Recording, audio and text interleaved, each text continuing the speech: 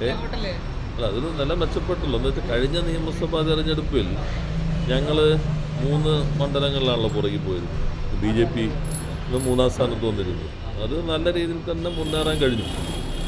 നിങ്ങൾ തെരഞ്ഞെടുപ്പിന് മുൻപ് കൊടുത്തിട്ടുള്ളതെല്ലാം നോക്കുക. ചേലക്കര ഇപ്പോൾ എന്തെങ്കിലും സംഭവിക്കും, ചേലക്കരയെ തിരിച്ചടിയായിരിക്കും. ഗവൺമെൻറ് വിരുദ്ധ വികാര ശക്തം. രാധാകൃഷ്ണൻ തന്നെ മത്സരിച്ചിട്ടും 5000 വോട്ട് മാത്രമാണ് ലോകസഭയിൽ ലീഡുണ്ടായത്. മന്ത്രി തന്നെ മത്സരിച്ചിട്ട് ഇങ്ങനെ. അപ്പം അതിൽ നിന്നെല്ലാം നില മാറിയില്ലേ?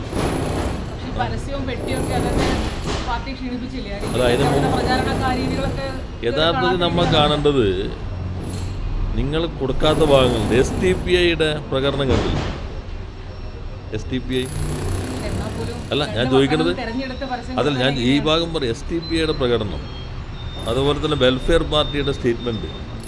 അപ്പോൾ SDPI, വെൽഫെയർ പാർട്ടി, RSS യഥാർത്ഥത്തിൽ തൃശ്ശൂർ കൊടുത്ത വോട്ടിന് കുറച്ച് BJP തിരിച്ചു കൊടുത്തേക്കണതാണ്. തൃശ്ശൂർ സുരേഷ് ഗോപിക്ക് വന്നപ്പോൾ 87,000 വോട്ട് കുറഞ്ഞിട്ടുണ്ടല്ലോ. അപ്പോൾ അതിനൊരു പ്രത്യുപകാരം. കാരണം മുരളീനെ വടകരയിൽ നിന്ന് മാറ്റി തൃശ്ശൂർ കൊണ്ട് മത്സരിപ്പിക്കുമ്പോൾ തന്നെ BJPക്ക് ഒരു സീറ്റ് കൊടുക്കാൻ വേണ്ടിയാണ്. അതിനൊരു പ്രത്യുപകാരം കൂടി കൊടുത്തിട്ടുണ്ടാവും. ഞങ്ങളുടെ വോട്ട് കുറഞ്ഞിട്ടില്ലല്ലോ, ഞങ്ങളുടെ വോട്ട് കൂടിയിരിക്കുന്നു. BJPയുടെ വോട്ട് കുറഞ്ഞത് കോൺഗ്രസിന് കിട്ടിയിരിക്കുന്നു. അപ്പോൾ ഒരു പരസ്പര ഉപകാരം ഉണ്ടായിരിക്കും. അല്ല, നിങ്ങൾ തന്നെ എഴുതിയേക്കുന്നത് CPM-നെതിരെ. എന്താണ് ഇവർ പറഞ്ഞുകൊണ്ടിരുന്നത്? കേരളം പോലെ സംസ്ഥാനത്ത് BJP ഒരു കാരണവശാലും ജയിക്കാനിടയില്ല എന്ന പൊതുധാരണ വന്നപ്പോൾ രണ്ടഭിപ്രായം കോൺഗ്രസിനകത്ത് തോന്നില്ല. UDF-ഉം LDF-ഉം തമ്മിലാണ് മത്സരമെന്ന് K മുരളീധരൻ പറഞ്ഞു, രമേശ് ചെന്നിത്തല പറഞ്ഞു. BJP-യും ഞങ്ങളും തമ്മിലാണ് മത്സരമെന്ന് പ്രതിപക്ഷ നേതാവും മറ്റു ചിലരും പറഞ്ഞു.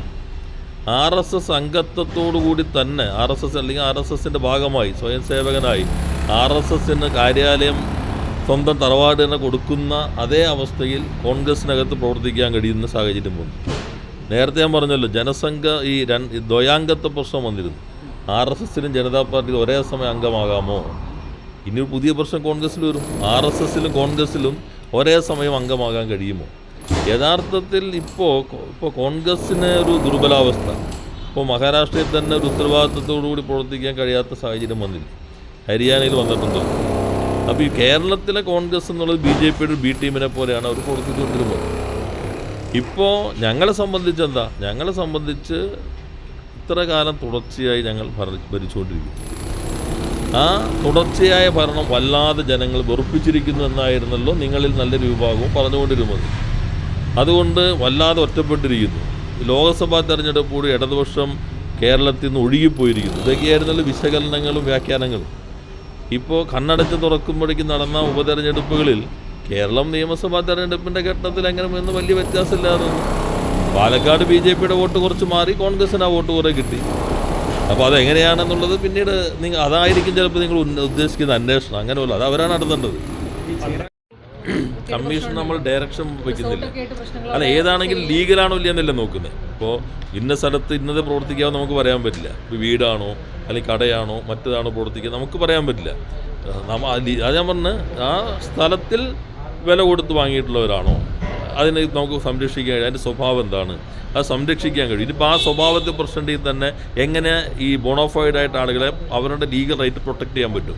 അതിന് സർക്കാർ ഇപ്പോൾ ചിലപ്പോൾ നിയമ നടപടിയാണോ, വേറെ ഏതെങ്കിലും നടപടിയാണോ, അത് മറ്റെന്തെങ്കിലും തീരുമാനങ്ങളാണോ വേണ്ടത്? അത് അവരാണ് പറയുക. ഇന്നത് പ്രവർത്തിക്കാവും നമുക്ക് നിഷ്കർഷിക്കാൻ പറ്റില്ല. നമുക്ക് ആകെ ഉടമസ്ഥാവകാശം ജെനുവിനാണോ അതാണ് നോക്കുക. അതിപ്പോൾ കമ്മീഷനാണ് ഇനി പരിശോധിക്കേണ്ടത്. കമ്മീഷൻ്റെ പൊതു ടേംസ് ഓഫ് റെഫറൻസ് ആയിരിക്കും ഗവൺമെൻറ് നടത്തുക. പിന്നെ അതിനെന്തെല്ലാം പരിശോധനകൾ വേണം എന്നുള്ളത് കമ്മീഷൻ്റെ അധികാരപരിധിയിൽ വരുന്നതാണ്. ഞങ്ങൾ ചെയ്യാൻ പോകുന്നത് ഈ ടേംസ് ഓഫ് റെഫറൻസ് അനുസരിച്ച് പ്രവർത്തിക്കുന്ന കമ്മീഷന് പരമാവധി വേഗതയിൽ കാര്യങ്ങൾ നടത്താനായിട്ട് ആവശ്യമായിട്ട് ഇപ്പം തന്നെ അവരോട് ആവശ്യപ്പെട്ടിട്ട് എന്തെല്ലാമാണ് വേണ്ടതെന്നുള്ളത് തീരുമാനം. അല്ലെങ്കിൽ പിന്നൊരു എഴുത്തുകുത്ത് മറ്റ് കാര്യങ്ങൾ അതിന് സമയമെടുക്കാൻ നമ്മുടെ സംവിധാനത്തിന് സമയമെടുക്കുമല്ലോ. സാധാരണ ഒരു കത്ത് ഇവിടെ നിന്ന് പോയി അത് പടി കയറി അവിടെ ചെന്ന് അവിടെ തിരിച്ചു വരുമ്പോഴേക്ക് സാധാരണ 1-2 മാസം എടുക്കും. അതൊക്കെ ഒഴിവാക്കാൻ എന്തെല്ലാം വേണം എന്നുള്ള കാര്യങ്ങൾ ഉൾപ്പെടെ നേരത്തെ തന്നെ അവരോട് തരാൻ പറഞ്ഞിട്ടുണ്ട്. അത്തരം കാര്യങ്ങൾ ഏകോപിപ്പിക്കും. നമുക്ക് എല്ലാവർക്കും ഒരു ശാശ്വതമായ പരിഹാരത്തിന് വേണ്ടി ശ്രമിക്കും. അവരുടെ അവകാശങ്ങളൂടെ പരിശോധിക്കും. നമ്മുടെ ഇപ്പോൾ ഇതിനകത്ത് കാണുന്ന ഒരു ഭാഗമാണ് ഈ ഭൂമിയിൽ ഇത്ര കാലമായി ഞാൻ പറഞ്ഞ ബോണോഫൈഡ് ഒക്യുപ്പൻസിൻ്റെ ലീഗൽ റൈറ്റ്സ് എങ്ങനെ പ്രൊട്ടക്റ്റ് ചെയ്യാൻ പറ്റും, അതാണ് നമ്മളിതിനകത്ത് പരിശോധിക്കുന്നത്.